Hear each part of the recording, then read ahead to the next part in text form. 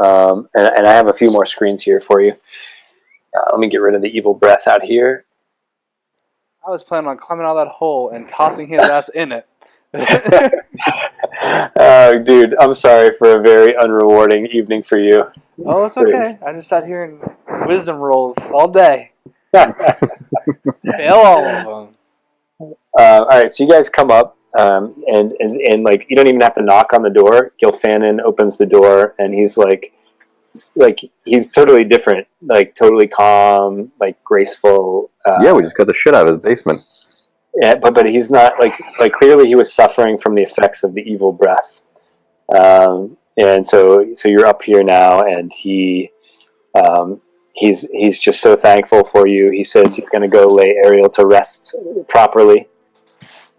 He tells this you, house is now clear. The room is clear.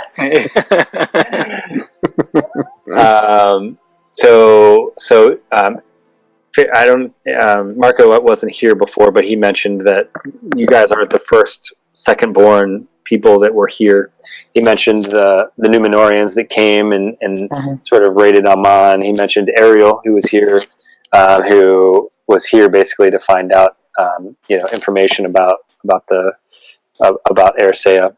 And then he also tells you that he believes, and I'm kind of rushing through this because I know we're actually 10 minutes past when we were going to end, but he tells you that he believes that great events in the course of history cause ripples, and sometimes they sort of double up and happen sort of concurrently. And he tells you that the magic, or he doesn't say magic, he says the Ring of Power and Sauron both have been slain. And some of you would know what that's about, and some of you wouldn't. But just so you know, in the timeline, like he lets you know that has happened. So like that much time has passed. Again, 60 years had passed just on the boat. Let's see. So he also tells you that he thinks that just your being here and the Man in Black being here and the Shadow being here and all that means that the last battle is drawing near. And yeah, and at this point, Feridu, you hear your sword saying Talbor again, like more strongly, and so I guess he would reveal to you if you bring up Talbor in the Turambar, he would, let's look in our lore section, and he would bring up the second part of the second prophecy, which I will share with you now. And this is the first part, so I'll just read it to you. Here's part one. Thus spoke Mandos in prophecy, when the Valar sat in judgment in Valinor, and the rumors of his word was whispered among all the elves of the west. When the world is old and the powers have grown weary, Morgoth, the black foe of the world, seeing that the guard sleepeth, and he's talking about Erendiel, who has the Silmaril, shall come back through the door of night, out of the timeless void, and all shall be darkness, and the sun will turn to black, and the moon will no longer shed his light. But the host of Valinor shall descend upon him as searing flame, white and terrible. Then shall the last battle be gathered in the fields of Valinor. So that's what Merrill shared with you last when you were in Cortirion. And he shares with you the second part. In that day Tulkas shall strive with Morgoth, and on his right hand shall be Eonwe, and on his left hand Turambar, the son of Hurin, returning from the doom of men, meaning death, at the end of the world, and the black sword of Turin shall deal unto Morgoth his death and final end, and so the children of Hurin and the fallen men be avenged. So he's now shared with you the second part of this prophecy, and basically what comes to light is that the Shadow. You tell him that he was at Cortirion trying to forge a weapon, and when he would tell you is that the only other place to forge a weapon would be the workshops of Aule. Aule is one of the Valar. And some of you have the workshop of Aule in your lore cards. Mm-hmm. So if you want to share that with people, you can.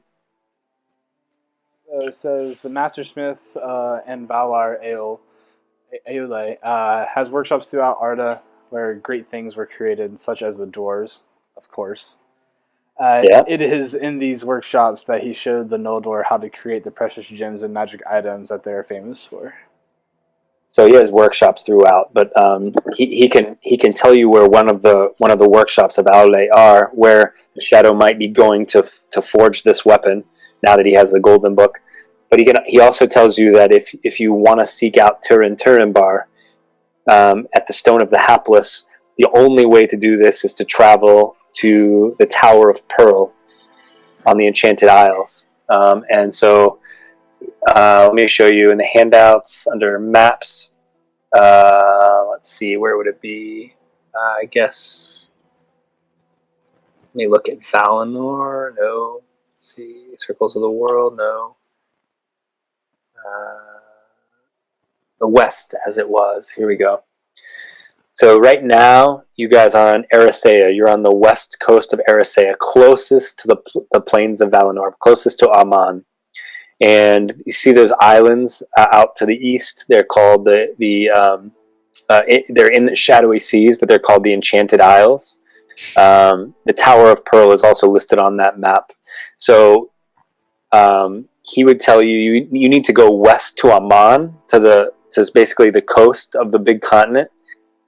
If you want to seek out the workshop of Aule, if you believe the shadow has gone there to make a weapon, and you'll have to head east to the Tower of Pearl, which is the only way that you guys can get back to Middle Earth, to the Stone of the Hapless, where Turinbar is buried, right? Because he's buried on an island called Tol Morwen in Middle Earth, and you would have to literally sail there, and it would take forever. He says the only way to get there is through the Tower of Pearl, which is still here in the Blessed Realm. So you have two choices, right? You can go to the workshop of Aule, or you can go to the Tower of Pearl. Does that make sense?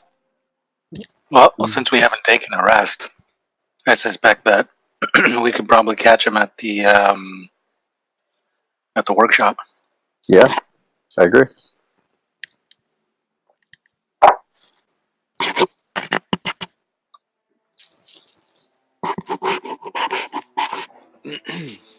What does everyone else think? However, if we try to make any kind of combat with him in our current state, we might do a little more damage than we want. Well, he doesn't know where the shadow went. All he's telling you is that there are very few places that he could forge a weapon. It's very possible that the shadow actually went to seek Turin himself.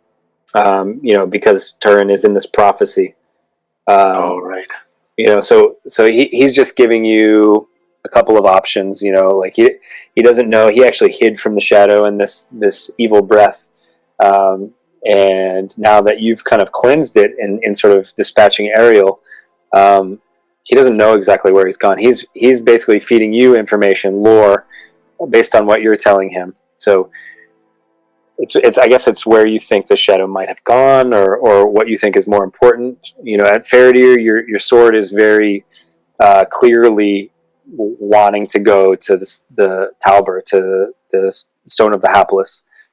However, the forging of a weapon might be very important if you think the shadow has gone there. But again, you don't know where the shadow has gone.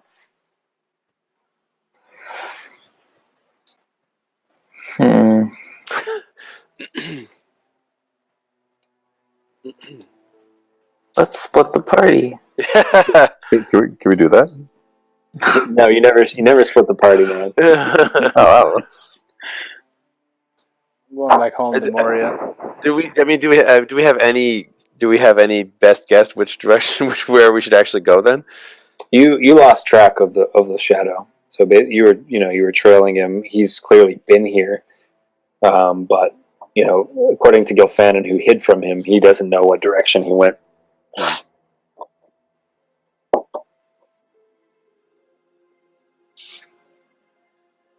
I guess it just kind of boils down to wherever you think, like, look at your quests and like what is the most important thing for you to be doing right now, and where do you think the shadow is, or does that matter? Should you, the prophecy says that Turnbar is going to deliver the death blow to Morgoth when he comes back. Is that, do you think he's forging a weapon somewhere, and should you stop that, or do you think he's seeking out the person that's supposedly killing the big bad? You don't know. Well, the big bad is supposed to happen anyways. That's what the prophecy says, right? Well, the prophecy says a lot of things, but yeah, that's one of the things it says. So I'm thinking we can just go to Turnbar and start from there. Go to the end to get to the beginning. Okay. What does everyone else think? Yeah, my sword is starting to annoy me. Keeps saying this name over and over again. So. So for next week, you guys are wanting to head to the Stone of the Hapless, or the Tower of Pearl to get to the Stone of the Hapless. Let's go to the Black Pearl and sail her to the stone. All right. So if I can just bear with you here. So he tells you, Gilfanon tells you that you need to go to the Tavrobel, the town, and seek out. He has a connection there that will point you towards a guide. Hey, Írimë. Yeah. So several of you actually recognize Írimë, and some of you are very, very shocked to see Írimë here. Because the last thing that you remember, Írimë was stabbed by the pirate and dumped into the sea on Middle Earth. Yeah. Oh, hey. Hello. What? I greet her with an embrace and a look of That's sad. dread. I go in and go, what up, girl? What does it like? She says, yeah, thanks for stopping them from stabbing me in the fucking face. We appreciate it. I was a little busy. I knew you'd come back. So Vic, do you wanna tell Okran's story about how she came to be here? Do you remember? No, balls, no, I don't remember. The halls of Mandos. Do you remember one of your tasks that Vanya gave you was to seek out the halls of Mandos and request the spirit of Írimë? I actually don't remember that. Yeah, so that was a part of your origin session. So Vic's character would tell you when he was summoned back to Valinor, his Valar, Vanya, gave him a series of tasks. Here it is. Okay, sorry. Go to the halls of Mandos to request for the body of the elf Írimë. Oh, and take her back to the Noldoran elves in the Kel Syria. Tyrion. And what? So you brought her back to Tyrion, the home of MJ actually, and then John, you saw Írimë. You rode with her here to Tavrobel, and she was carrying something. Yeah, she's supposed to meet me in Taco Bell. Well, yes, John. Do you remember your interaction and what she was carrying? I don't remember. Sorry. No worries. So she tells you that she's been the whole reason she's here is because she knows you guys, and so the powers. So earlier this week, Vic asked something that was, I think, a good question. Like, if the big bad is coming back from the outer void, like, why don't they get involved? And the answer is they are getting involved, but just indirectly right now. So they're sending you all, but they're also like putting pieces in motion, right? So they sent Vic to go get Írimë, and Írimë is to kind of act as like a. Jared, I remember what she's carrying. You do? Yeah, she had a large staff and a burlap sack. Okay, cool. So she's very happy. She's very happy to see you guys, and she says that she's here to actually help your quest, and she knows. And you tell her that you need to go to the Tower of Pearl to seek out Turnbar and the Stone of the Hapless. And she says, "Well, you're going to need a guide and a boat." And she says, "I have something. I have something else for you." And she looks directly at Riken, actually. Okay. And she says, because of because of your travel here and your sort of anguish, our king has decided to give you a very special gift. So let me pull it up here. It's called Inayor, and it's actually from the king of the Vanyar, and the Vanyar. Dang, what is that? The Vanyar are actually they're called spear elves, and the Vanyar, you remember, are one of the three elves, right? We have the Teleri, the Noldor, and the Vanyar. The Vanyar you haven't met yet, but they live in the closest proximity to the Valar. And they're called spear elves, and they have these magical spears that they use.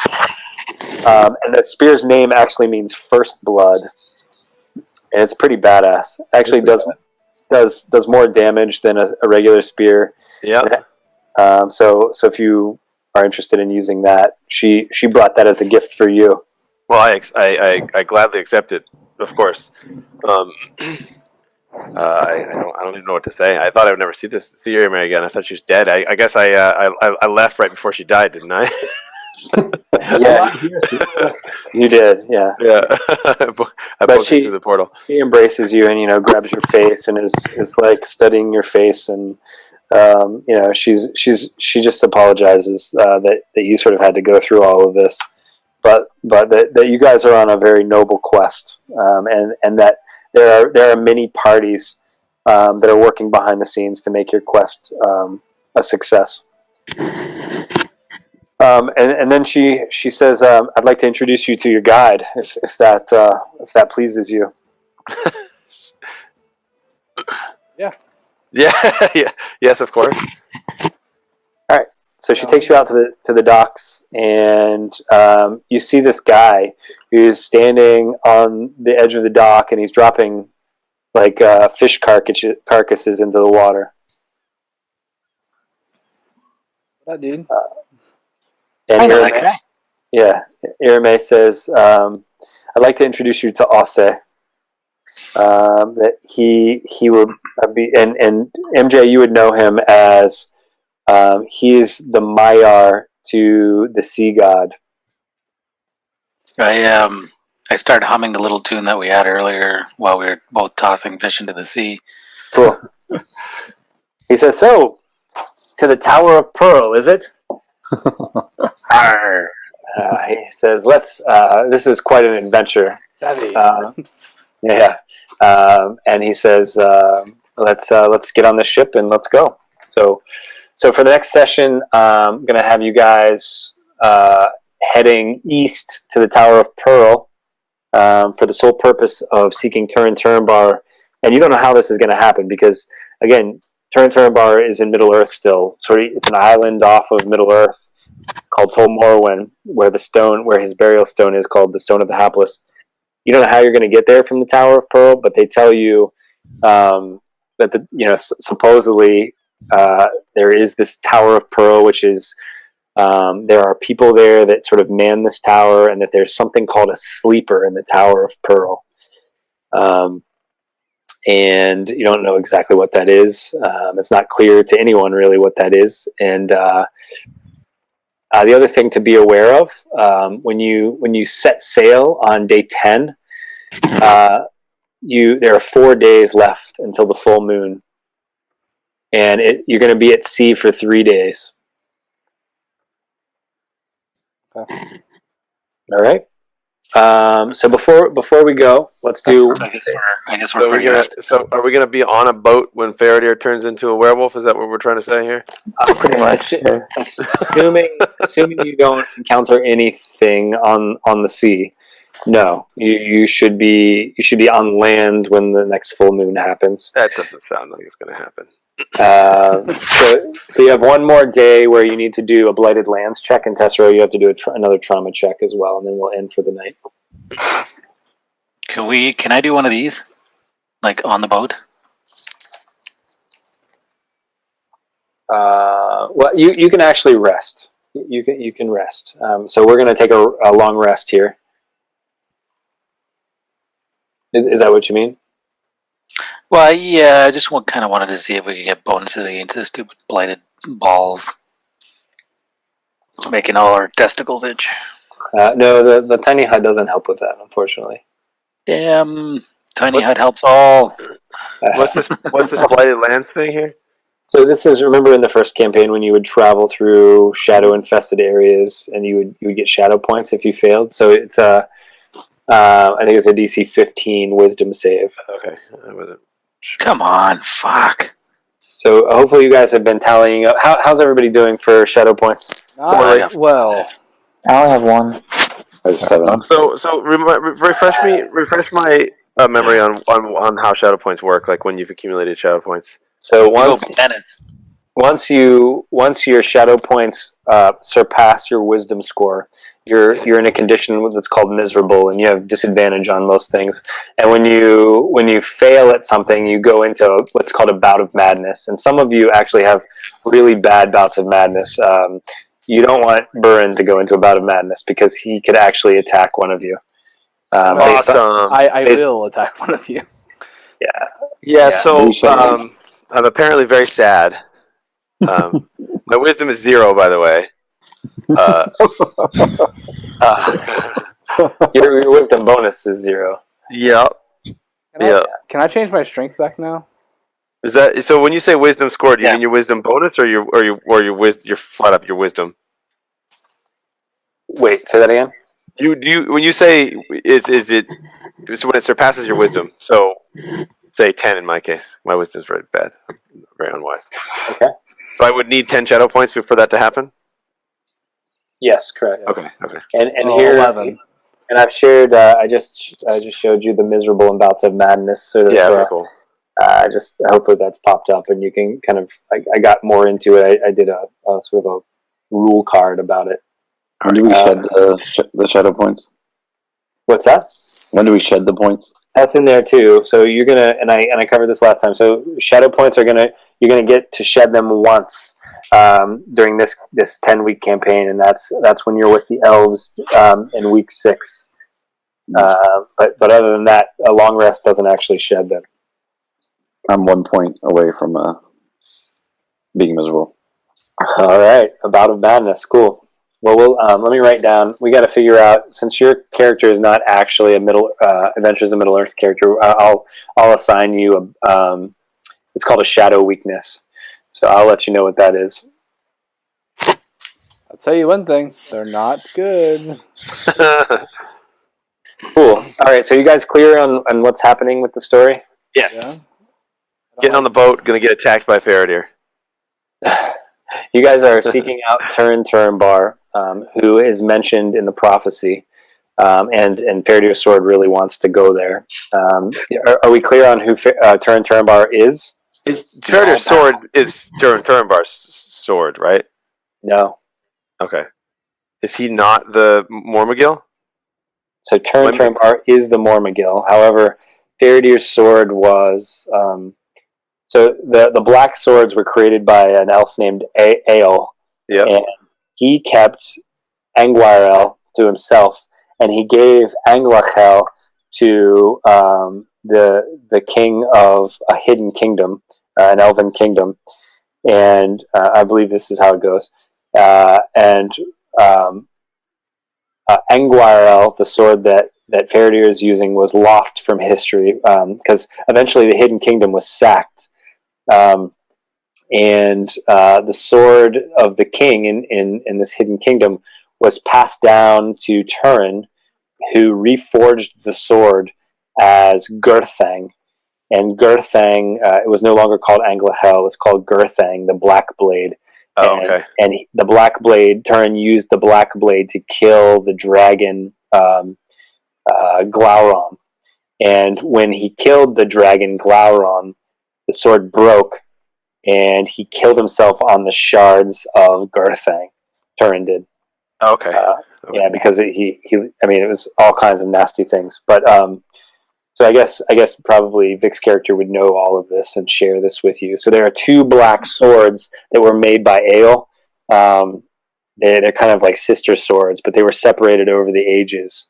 One was reforged and then broken. Angwarel that Faradir is using looks exactly the same, and that's why they're calling him the Mormagil, right? He wields this black blade made from this meteorite material.